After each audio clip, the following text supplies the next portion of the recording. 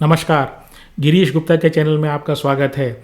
आज बात करते हैं एक और आईपीओ की, और ये आईपीओ भी बहुत ही भारी भरकम है, जैसे टाटा कैपिटल का जो कल हमने वीडियो बनाया था उस आईपीओ की तरह। और ये एक कंज्यूमर इलेक्ट्रॉनिक्स कंपनी का आईपीओ है। कंपनी का नाम है एलजी इलेक्ट्रॉनिक्स इंडिया।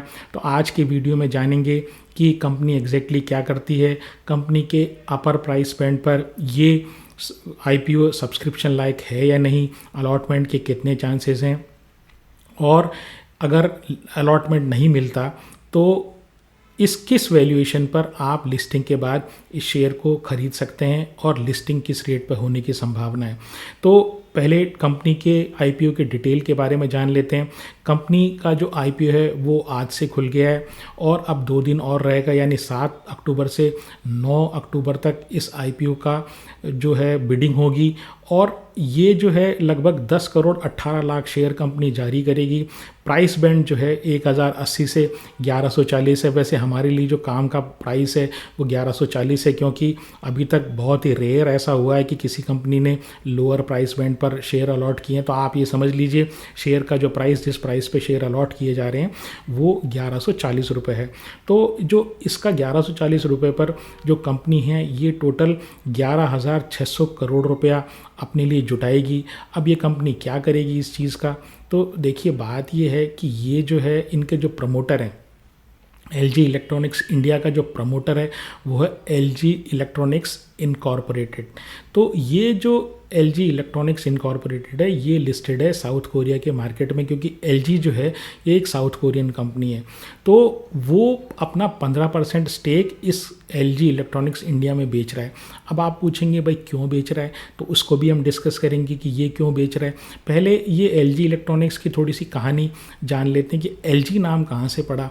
तो एलजी जो है इन्होंने 1947 में जब ये कंपनी शुरू हुई तब इन्होंने एक लकी केमिकल्स नाम से बिज़नेस शुरू किया। उसके बाद इन्होंने अपना बिज़नेस डाइवर्सिफाई किया, और डाइवर्सिफाई करने के बाद ये जो है ये इलेक्ट्रॉनिक्स के क्षेत्र में आ गए, यानी इलेक्ट्रॉनिक्स इक्विपमेंट जो कंज्यूमर इलेक्ट्रॉनिक्स जो है वो आइटम ये बनाने लग गए, और ये बिज़नेस काफ़ी चला। तो उसके बाद इन्होंने अपना जो नाम है वो लकी गोल्ड स्टार कर लिया। तो लकी गोल्ड स्टार कर लिया, तो अब जैसे जैसे कंपनीज़ अपना ब्रांड इक्विटी को इम्प्रूव करना चाहती है, अभी लकी गोल्ड स्टार थोड़ा सा पुराना नाम लगता है, तो उन्होंने इसको शॉर्ट फॉर्म में जो है एलजी कर लिया। तो एलजी इलेक्ट्रॉनिक्स ये इनका नाम हो गया। कई लोग कहते हैं कि जो इनका स्लोगन है लाइफ इज़ गुड, वहाँ से इन्होंने एलजी लिया है। ये नहीं है, इनका नाम एक्चुअली लकी गोल्ड स्टार है, जिसका इन्होंने शॉर्ट फॉर्म करके जो अपना नाम एलजी रख दिया है। अब ये जो कंपनी है एलजी जो इनकी पेरेंट कंपनी है जो 15% स्टेक इसमें बेच रही है, ये जो है ये भी सिमिलर से बिजनेस में है।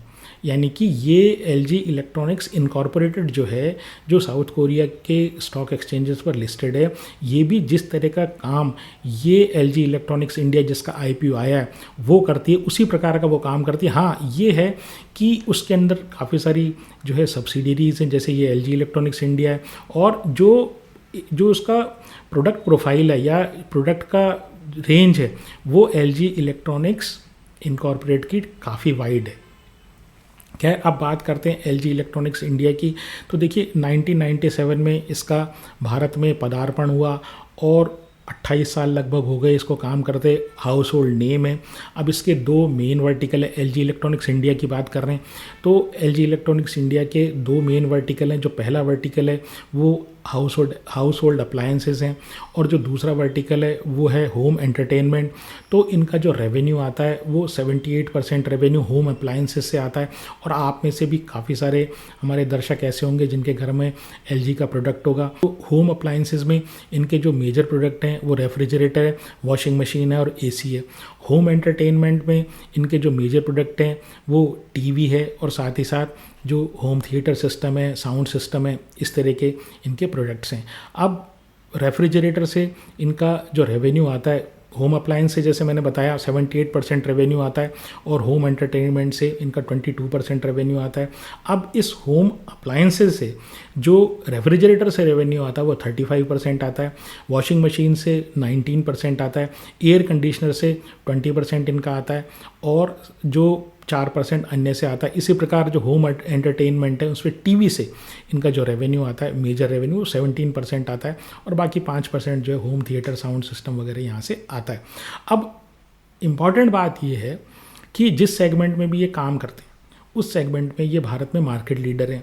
अब चाहे वो रेफ्रिजरेटर की बात कर लीजिए, चाहे वो वॉशिंग मशीन की बात कर लीजिए, चाहे वो एयर कंडीशनर की बात कर लीजिए, और चाहे वो टीवी की बात कर लीजिए, और जो छोटा मोटा 8-9% रेवेन्यू है इनका वो अदर्स से जो आता है वो बेसिकली उसमें ये मार्केट लीडर नहीं है, और उसमें होने की ज़रूरत नहीं है, क्योंकि 91% जो इनका रेवेन्यू है जिस सेगमेंट से आता है वहाँ पर ये मार्केट लीडर है।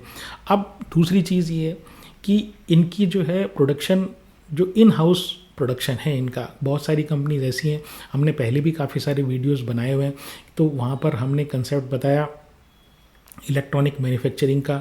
तो जो इलेक्ट्रॉनिक मैन्युफैक्चरर्स हैं, वो इलेक्ट्रॉनिक गुड्स के जो मैन्युफैक्चरर हैं वो क्या करते हैं, वो आउटसोर्स करते हैं अपनी मैन्युफैक्चरिंग को, और खुद ठप्पा लगा के, अपना ब्रांड का ठप्पा लगा के वो आगे उस चीज़ को भेज देते हैं। तो ये, लेकिन इनकी जो प्रोडक्शन, जो LG इलेक्ट्रॉनिक्स इंडिया है, इसकी खास बात ये है कि ये प्रोडक्शन भी खुद करते हैं, क्वालिटी कंट्रोल इससे मेंटेन रहती है, रॉ मटेरियल पे नियंत्रण रहता है, और साथ ही साथ जो मार्जिन मैन्युफैक्चरिंग में है वो भी खुद गैदर कर लेते हैं। तो नोएडा और पुणे में इनका एक प्लांट है, और आंध्र प्रदेश में इनका जो प्लांट है वो अपकमिंग है, और ये अपनी कैपेसिटी बढ़ा रहे हैं। तो ये एक ग्रोथ का इनके लिए, मतलब केपेक्स जो ये करेंगे उससे आगे आगे आगे आने वाली ग्रोथ भी इसमें जाहिर हो रही है। तो जो दूसरा इसमें खास बात है वो, जैसे आप सब जानते हैं LG का नाम भारत में तो घर घर में हर व्यक्ति, हर गृहिणी हर जानती है, और ये जो है भारत में कोई ऐसा एक कोई लिस्टेड या अनलिस्टेड कॉम्पिटिटर नहीं जिसके पास इतने वाइड वैरायटी की जो प्रोडक्ट की रेंज हो, कि वो टीवी में भी हो, कि वो वॉशिंग मशीन में भी हो, वो रेफ्रिजरेटर में हो, और एयर कंडीशनर में। या तो वो एक प्रोडक्ट में, किसी एक प्रोडक्ट में मार्केट लीडर होंगे, या उस प्रोडक्ट में उनकी उस प्रोडक्ट में डुओपोली होगी। जैसे जो AC वाले सेगमेंट में आप ये देखिए, ब्लू स्टार और वोल्टास जो हैं वो दो बहुत ज़बरदस्त आपस में कॉम्पिटिटर हैं, और लिस्टेड प्लेयर्स में ये डुओपोली की तरह, यानी दो मेजर प्लेयर्स आप लिस्टेड स्फीयर में मान सकते हैं। इसके अलावा जो एक इम्पॉर्टेंट चीज़ हम देखना चाहते हैं कि आप किसी भी कंपनी में, वो ये है कि डेट है या नहीं, डेट फ्री कंपनी है, और ज़बरदस्त इनकी जो पेरेंट है उसकी ज़बरदस्त इसका सपोर्ट है, और इस सपोर्ट के बदले वो लगभग इनसे रॉयल्टी चार्ज करती है। भाई ये जो नाम वो जो पेरेंट ने दे रखा है ना, ये LG इलेक्ट्रॉनिक्स इनकॉर्पोरेट ने अपना नाम जो दे रखा है इनको, उसके बदले में वो 1.9% जो है इनसे हर साल चार्ज करती है, और वो बढ़ा भी सकती है। तो ये इसके लिए डिसएडवांटेज है, लेकिन कोई ख़ास बात नहीं है अगर कंपनी की ग्रोथ होती रहे तो। अब ये देखिए कि भारत में जो है इस कंपनी की ग्रोथ की संभावनाएं क्या है। जैसे मैंने बताया कि आंध्र प्रदेश में ये अपना प्लांट लगाने वाली है और एक्सपेंशन कर रही हैं। तो भाई एक्सपेंशन किस चीज़ का एक्सपेंशन करेंगे, भाई मार्केट सैचुरेट हो गया क्या इलेक्ट्रॉनिक्स का, या अभी भी कुछ ग्रोथ की संभावना है। तो देखिए अमेरिका और चाइना जैसे कंट्रीज़ में जो पेनिट्रेशन है फ्रिज, टीवी, वॉशिंग मशीन वगैरह का, तो वो लगभग 70 से 100% है, यानी 70 से 100% घरों में ये सब है। हमारे यहाँ केवल जो टीवी है ना वो 78% घरों में है, बाकी फ्रिज जो है वो केवल 35% घरों में है, वॉशिंग मशीन मात्र 22% घरों में है, और जो एयर कंडीशनर है वो 13% जो घरों में है। अब आप ये देखिए सबसे तेज़ी से बढ़ता हुआ सेगमेंट वो है एयर कंडीशनर का, और इस सेगमेंट में भी ये जैसे मैंने बताया ये एक मार्केट लीडर है। दूसरी चीज़ ये है कि ये तो इनकी ग्रोथ की संभावनाएं बताती ही है कि भाई जो जैसे जैसे मार्केट एक्सपेंड होगा, जैसे जैसे चीज़ों की डिमांड आएगी, वैसे वैसे इनको भी फ़ायदा होगा एज मार्केट लीडर। तो दूसरी चीज़ ये जो सरकार ने जो इस साल का जो बजट आया उसमें इनकम टैक्स में रिबेट दी। दूसरी चीज़ ये अभी रिसेंटली जो GST कट किया है, जो 28% से 18% के आसपास इस कंज्यूमर इलेक्ट्रॉनिक्स से कई आइटम पर वो GST रेट कम हो गया है, और त्योहारी सीज़न अब आने वाला है। तो उम्मीद लोगों को ये है कि ये जो कंज्यूमर इलेक्ट्रॉनिक्स जो है ये इम्प्रूव करेगा इस GST कट से, और साथ ही साथ जो त्योहारी सीज़न आ रहा है उससे भी। फिर इनका बहुत ही स्ट्रॉन्ग डिस्ट्रीब्यूशन नेटवर्क है, आप कहीं भी इनका प्रोडक्ट गांव-गांव में जाके ले सकते हैं। इसके अलावा जो मॉडर्न रिटेल है, चाहे ई-कॉमर्स है, वहाँ से आप अपना इनका प्रोडक्ट ले सकते हैं। फिर जो कंज्यूमर इलेक्ट्रॉनिक्स में जो खास बात होती है वो है आफ्टर सेल सर्विस। बहुत टाइम पहले, करीब 10 साल पहले किसी ने मुझे ये बताया कि अगर आप कंज्यूमर इलेक्ट्रॉनिक्स के किसी चीज़ को ले रहे हैं, आप कोई भी चीज़ ले लीजिए, सब एक ही तरह की चीज़ें होती हैं, लेकिन आप सिर्फ ये जज कीजिए कि कौन सी कंपनी की आफ्टर सेल सर्विस बेस्ट है।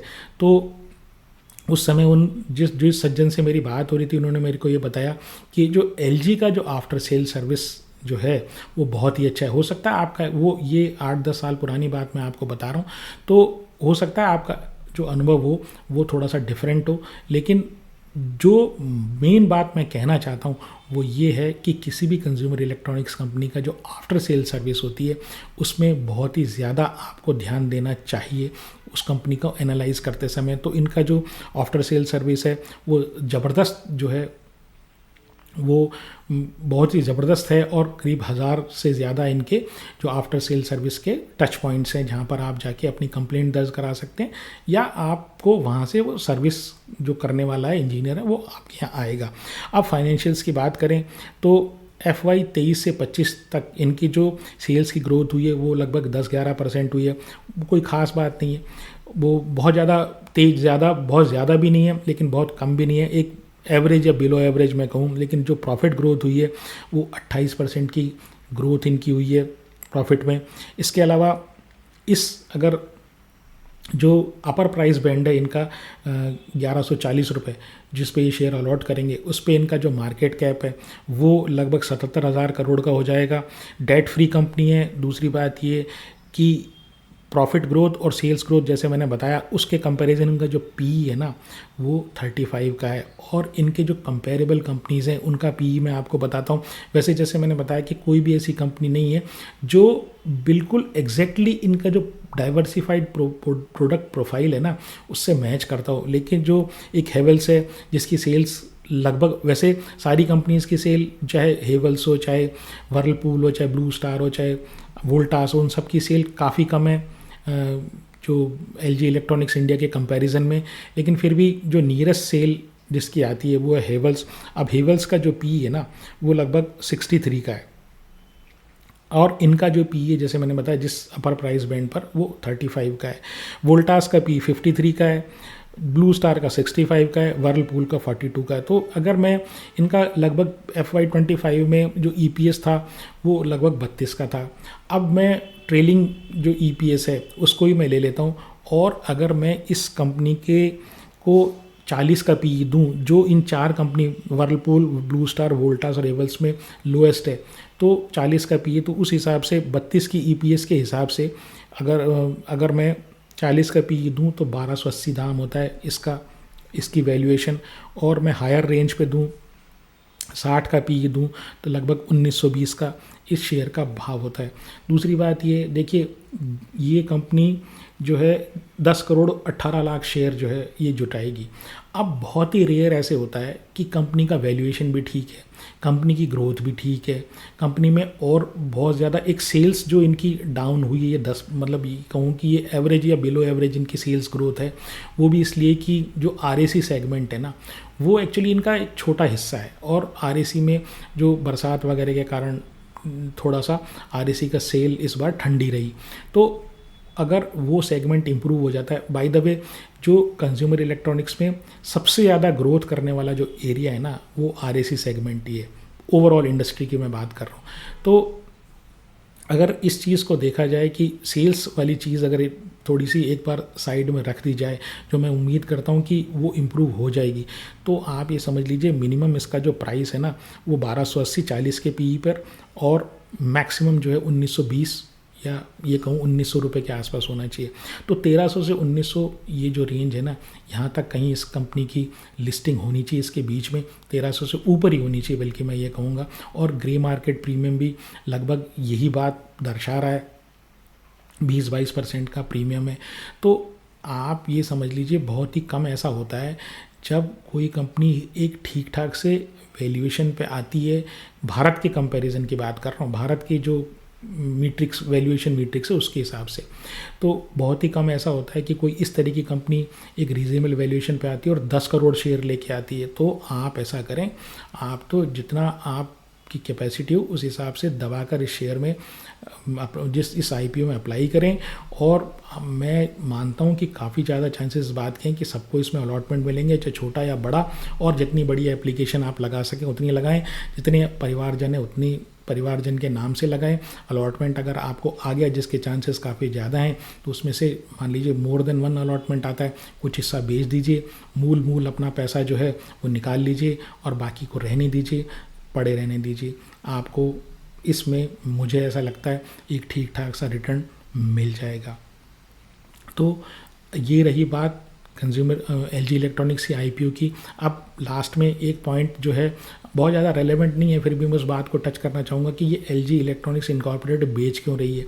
भाई ये जो इनकी पेरेंट है ना वो भी सेम धंधे में है। दूसरी बात ये कि जो साउथ कोरियन का मार्केट है जहाँ पर ये लिस्टेड है वहाँ पर इस कंपनी को वो मार्केट 18 का पी दे रहा है, और यहाँ पर भारत वाले जो हैं इस एलजी इलेक्ट्रॉनिक्स इंडिया को 35 का पी दे रहे हैं, करीब डबल से ज़्यादा पी है। वो सोच रहे हैं 15% दे के कुछ पैसा तो अपने पास रखो, क्या पता इतना प्राइस सस्टेन कर पाए नहीं कर पाए। वैसे और मार्केट्स के कंपैरिजन में जैसे आप जानते ही हैं थोड़ा सा भारत में वैल्यूएशन ज़्यादा ही है, और उसका कारण ये है कि भारत का जो मार्केट है ना काफ़ी ग्रोइंग मार्केट है। खैर आज के लिए इतना ही। अगर आपको मेरा प्रयास पसंद आया हो तो चैनल को सब्सक्राइब करें, वीडियो को लाइक करें और शेयर करें। नमस्कार, धन्यवाद, जय हिंद।